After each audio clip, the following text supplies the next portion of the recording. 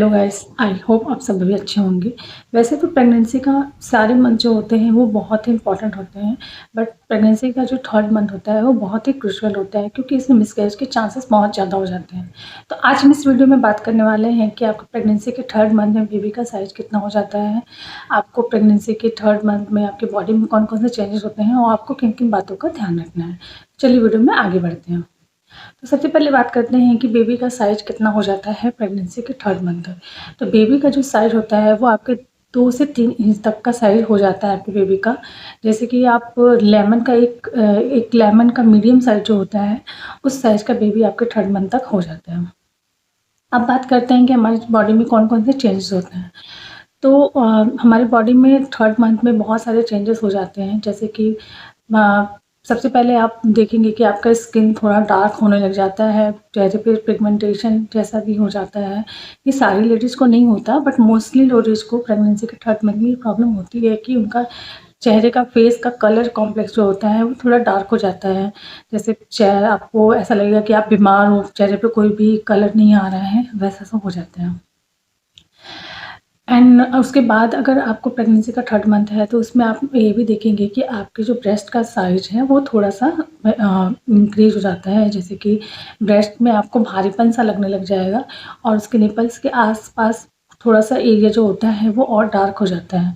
तो ये इसलिए होता है क्योंकि आप अगर अपनी प्रेगनेंसी के लिए रेडी हो रहे हैं, अगर आपको बाद में फीडिंग कराना है तो इस वजह से वो आप पहले से ही हमारी बॉडी उस चीज़ के लिए प्रिपेयर हो जाती है। उसके बाद प्रेगनेंसी के थर्ड मंथ में आपको बार-बार यूरिन पास करने की भी प्रॉब्लम हो सकती है। ये नॉर्मल है क्योंकि जैसे-जैसे हमारी प्रेगनेंसी आगे बढ़ती जाती है, हमारे यूट्रस का साइज़ बढ़ता है, तो वैसे-वैसे पेट में जो भी आपके यूरिनरी ब्लैडर का साइज़ है, वो भी इंक्रीज़ होता है। उसकी वजह से आपको बार-बार यूरिन पास करने की नीड पड़ती है क्योंकि पेट में भारीपन भी हो जाता है क्योंकि हमारे पेट में बच्चे का आकार बढ़ता रहता है, उसकी वजह से। तो इस वजह से आपको बार-बार यूरिन पास करने की भी ज़रूरत पड़ती है। और उसके बाद आप देखते हैं कि पैर में किसी-किसी को थर्ड मंथ में आपको पैरों में हल्की-हल्की सूजन की भी प्रॉब्लम आ जाती है क्योंकि जैसे हमारे बॉडी का वेट बढ़ता है, हमारे बॉडी में बहुत सारे हार्मोन्स चेंज होते हैं, उसकी वजह से भी हमारे पैरों में दर्द की प्रॉब्लम हो जाती है। कुछ लोगों को प्रेगनेंसी में नींद अच्छे से नहीं आती है, तो ये भी एक प्रॉब्लम है। तो आप ये कोशिश करें कि रात में आप जल्दी खाना खा के जल्दी सोने की कोशिश करें, जिससे कि आपका डाइजेशन अच्छा हो और आपको नींद अच्छी आए। क्योंकि अगर आप लेट खाना खाते हैं, तो उसकी वजह से आपका डाइजेशन अच्छा नहीं होता है और जिसकी वजह से नींद नहीं आती है। बट प्रेगनेंसी में नींद आना बहुत इम्पोर्टेंट है, आप एक अच्छी नींद लेना शुरू करें। और क्या-क्या चेंजेस होते हैं हमारी बॉडी में?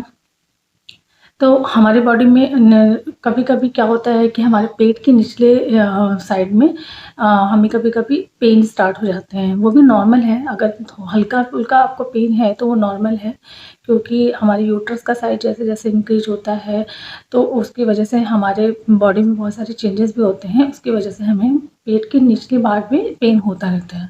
बट अगर वो बहुत ज़्यादा हो तो आप डॉक्टर से कंसल्ट कर सकते हैं, अगर लेकिन वो नॉर्मल है तो वो नॉर्मल है। अब आइए बात करते हैं कि हमारे बॉडी में हमें किन-किन चीज़ों का प्रेगनेंसी के थर्ड मंथ में ध्यान रखना चाहिए। तो सबसे पहले आपको ये चीज़ ध्यान रखनी है कि आपको कोई भी भारी सामान नहीं उठाना है, जिसका भी वेट बहुत ज़्यादा हो, आपको उन चीज़ों को नहीं उठाना है क्योंकि प्रेगनेंसी में मिसकैरेज के चांसेस बहुत ज़्यादा हो जाते हैं थर्ड मंथ में, तो आप इसलिए ज़्यादा काम ना करें, कोई भी भारी सामान ना उठाएँ। और थर्ड मंथ अगर आपका चल रहा है तो आप ट्रैवलिंग बिल्कुल भी ना करें, बिल्कुल भी ट्रैवलिंग को अवॉइड करें क्योंकि एक प्रेगनेंसी में बहुत लंबे टाइम तक एक पोजीशन में बैठना या खड़े होना भी सही नहीं होता है और अगर आप ट्रैवलिंग करते हैं तो आपको यही सफ़र करना पड़ेगा, तो इससे अच्छा है कि आप उस ट्रैवलिंग को अवॉइड करें क्योंकि इससे मिसकैरेज के चांसेस ज़्यादा बढ़ जाते हैं। मॉर्निंग सिकनेस भी बहुत ज़्यादा इशू होते हैं। हमें बहुत ज़्यादा थकान हो महसूस होता है, हमें कुछ आलस आता है सुबह में, हमारी बॉडी बहुत टूटती है, तो ये भी चीज़ों को भी आप देखेंगे। तो अगर आपको ऐसा होता है तो आप मॉर्निंग में अपने आप को ऐसा मत करिए कि बहुत देर तक कुछ खाएँ ना, क्योंकि उसकी वजह से अभी आपको वॉमिट जैसा फ़ील होने लगता है, तो आप मॉर्निंग में कुछ ना कुछ उठ के खा लें। बहुत देर तक ब्रेकफ़ास्ट को स्किप ना करें उसके बाद बात करते हैं कि अपनी कौन-कौन सी खाने फूड कैसा होना चाहिए। प्रेगनेंसी में आपको हर टाइप के फूड खाने हैं जिसमें भी बहुत ज़्यादा प्रोटीन पाया जाता हो, फाइबर पाया जाता हो, मिनरल्स पाया जाता हो। इन सारे फूड को अपने डाइट में इंक्लूड करिए, क्योंकि आप एक टाइप का अगर खाना खाते रहेंगे तो आपके बेबी के डेवलपमेंट के लिए अच्छी बात नहीं है। इसलिए आपको जिन भी फूड में मिनरल्स, प्रोटीन, फाइबर, आयरन ज़्यादा पाया जाता है वो ऐसे फूड इंक्लूड करिए, जैसे कि वेजिटेबल हो गए, सीड एंड नट्स हो गए और फ्रूट्स हो गए। फ्रूट्स ज़्यादा से ज़्यादा फ्रूट्स इंक्लूड का खाएँ। दही, छाछ, मिल्क, ये सारी चीज़ें भी अपनी डाइट में इंक्लूड करिए। ये आपकी हेल्थ के लिए बहुत अच्छा रहता है। बाकी चीज़ें तो और भी हैं, बट आपको ये सारी चीज़ों का ध्यान रखना है कि आपको बिल्कुल भी स्ट्रेस नहीं लेना है। आप प्रेगनेंसी का जो पूरा ड्यूरेशन होता है टोटली 9 मंथ तक, किसी में भी आपको स्ट्रेस नहीं लेना है, क्योंकि सबसे ज़्यादा मिसकैरेज के चांसेस आपके स्ट्रेस की ही वजह से होते हैं। अगर आप मेंटली अपने आप को हैप्पी फील कर रहे हैं, आप स्ट्रेस फ्री हैं, आपकी प्रेगनेंसी अच्छी है, आपकी हेल्थ अच्छी है। बट अगर आप स्ट्रेस ले रहे हैं तो ऑब्वियस है कि उसका इम्पैक्ट आपके ऊपर, आपके बेबी के ऊपर पड़ेगा, आपकी हेल्थ के ऊपर पड़ेगा। तो बिल्कुल भी इसमें डरना नहीं है।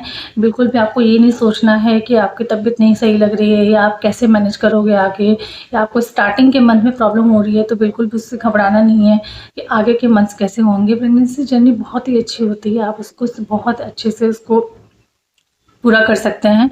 बट इसमें ये है कि आपको घबराना नहीं है, परेशान नहीं होना है, आपको बीमार नहीं फ़ील करना, आपको ये नहीं फ़ील करना है कि मुझे बीमार जैसा फ़ील हो, क्योंकि उसमें बहुत सारे चेंजेस होते हैं हमारी बॉडी में। वो हमें मूड स्विंग्स भी होते हैं, हमें रोना भी बहुत ज़्यादा आता है। तो लेकिन आपको इन सारी चीज़ों पे ज़्यादा फ़ोकस नहीं करना है, आपको फ़ोकस करना है कि आप खुश कैसे रहें, आप रिलैक्स फ्री कैसे रहें, आप स्ट्रेस फ्री कैसे रहें। अच्छी बातें करिए, अच्छी चीज़ें देखिए, अच्छी बुक्स पढ़िए जिसमें भी आपको अच्छी-अच्छी चीज़ें, मोटिवेशनल चीज़ें हों, मोटिवेशनल वीडियो देखिए, जिससे कि आपको खुशी मिले। आप अच्छे म्यूज़िक सुनते रहिए अगर आपका मन बहुत ख़राब हो रहा हो तो। अगर फैमिली के बीच में हैं तो सबसे बात करते रहिए, सबके बीच में बैठिए, हँसिए बोलिए। सुबह-शाम थोड़ा-थोड़ा वॉक करते रहिए जो आपकी हेल्थ के लिए अच्छा हो। अगर आप अकेले रहते हैं तो आप म्यूजिक सुनिए, न्यूज़ पढ़िए। तो इन सारी ऐसी चीज़ें करिए जिसमें आप इंगेज रहें। आप ये मत करिए कि अगर आप प्रेग्नेंट हैं, आपको स्ट्रेस नहीं, आपको काम नहीं करना है तो आप फ्री बैठे रहिए। बिल्कुल नहीं, फ्री बिल्कुल भी मत बैठिए। जितना फ्री आप बैठेंगे उतना ही आपके माइंड में ये सारी चीज़ें आती रहती हैं कि हमें कैसे आगे होगा, हमें क्या करना है, क्या नहीं करना है। ये सारे स्ट्रेस बिल्कुल मत लीजिए। आप जितना इंगेज रहेंगे वो अच्छा रहेगा। बट आप इन चीज़ों में इंगेज रहिए जिससे आपकी बॉडी बहुत ज़्यादा ना थके, आप बहुत ज़्यादा प्रेशर ना ले, माइंड बहुत ज़्यादा ना थके। ऐसा काम मत करिएगा, बल्कि आप वो काम करिए जिससे बस आप इंगेज रहें, आपका टाइम निकल जाए। वो काम बिल्कुल मत करिए जिसमें आपको थकान बहुत ज़्यादा हो। तो गाइस, मिलते हैं आगे की वीडियो में। अगर आपको मेरी वीडियो अच्छी लगी हो तो वीडियो को लाइक करिए, चैनल को सब्सक्राइब कर दीजिए और मुझे कमेंट में बताएं आपको आपकी प्रेगनेंसी जर्नी कैसे चल रही है।